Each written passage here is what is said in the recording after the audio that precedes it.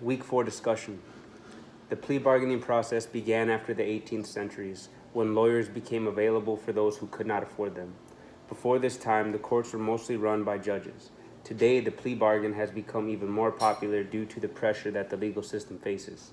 The number of dockets that go through the courts would make it impossible for all the cases to be heard by a jury.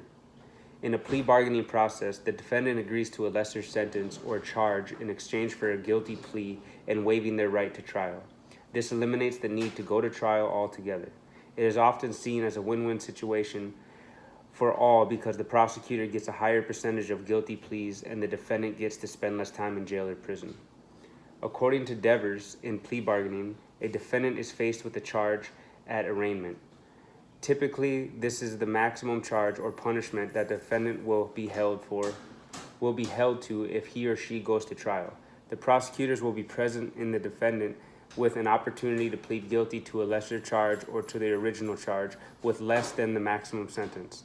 The plea bargain must be made voluntary, intelligent, and with aid of a competent counsel to be considered constitutional.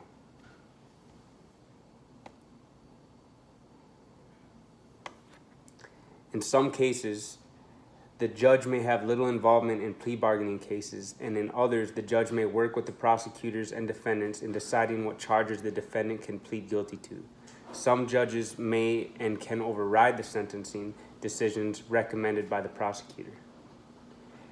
I do not have a set opinion on whether I am for or against plea bargaining. I see why we need such a system, but I also feel it can be abused.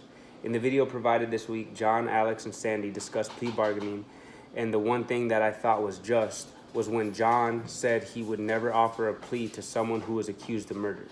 I agree with this completely. It should be used in nonviolent cases, often because the defendant is only hurting themselves. The courts would be flooded with cases and people would sit in jail anyway, waiting to go to trial if the system did not exist.